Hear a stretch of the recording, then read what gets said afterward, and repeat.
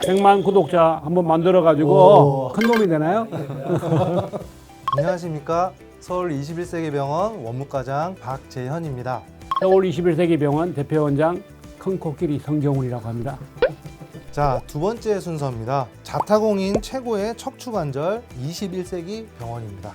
21세기 병원은 척추관절 중심으로 치료하는 병원이 맞나요? 네, 25년 전부터 척추관절을 지향해왔고 지금도 여전히 달려가고 있는 척추관절 병원입니다. 척추질환이 약 한 70%, 관절질환이 약 30%, 내원하고 있는 환자들이라든지 또 수술을 하고서 퇴원했던 환자들의 모든 기록들을 보게 되면 수많은 환자들이 척추와 관절에 특화되어 있는 그런 분포를 보여주고 있습니다. 수술 받으시고 치료 받으신 환자분들도 많죠, 원장님? 예, 당연히 많죠. 수술한 환자들만 하더라도 8만 명 이상이니까요.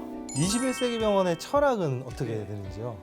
21세기 병원의 철학은 정밀도, 요즘은 나노리즘이라는 그 표현을 많이 쓰더라고요. 아주 단위 자체를 수없이 많이 잘게 짜게서 오차가 없도록 만들기 위해서 나노라는 단어를 쓰고 있는 걸로 알고 있습니다. 즉 수술에 있어서 혹은 치료에 있어서 또 진단에 있어서 모든 부분에 있어서 나노리즘을 지향하는 것이 21세기 병원의 철학입니다. 병원 철학 중 중요하게 여기는 또 한 가지입니다. 인성 좋은 의사란 어떤 의사인지.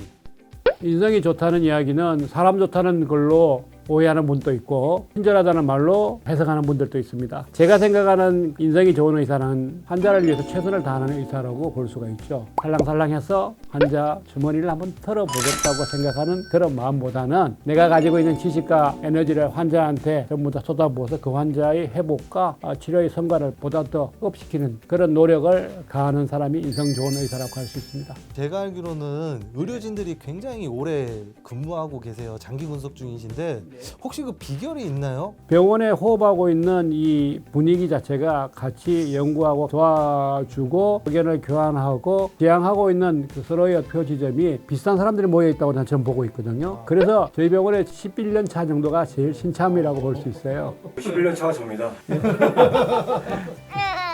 예전에 치료받은 환자들이 재방문을 많이 해요. 재방문의 높은 이유가 뭐라고 생각하세요?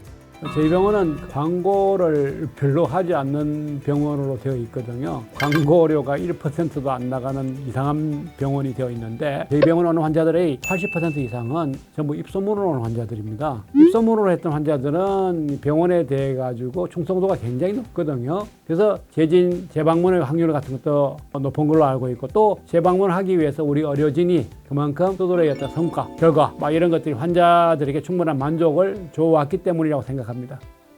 막간에 밸런스 게임을 할 겁니다. 지금 면접을 본다면 뽑을 사람 중에 20년 지기 원장님들 아니면 해외 병원 출신의 젊은 인재들. 전 그 올드보이를 택하겠습니다. 그 이유가 뭘까요?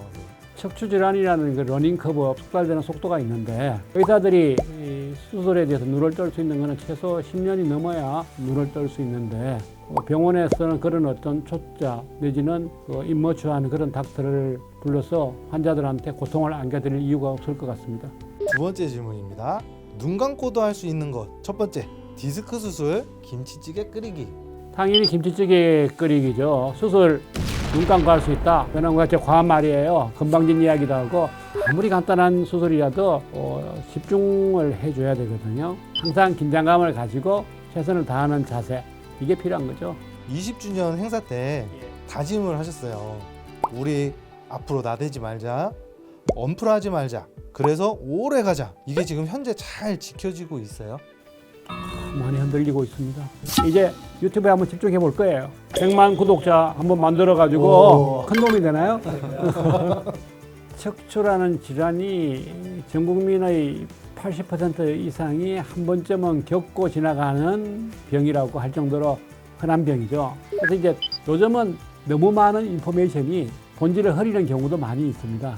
그래서 선량하고 인성 좋은 의사한테 정확한 진단을 얻고 환자 위주의 치료를 선택받으시면 좋을 것 같습니다. 이로써 두 번째 시간 마무리하도록 하겠고요. 서울 21세기 병원 유튜브 프로그램을 보시고 마음에 드시면 구독, 좋아요, 알림 설정 꼭 부탁드립니다.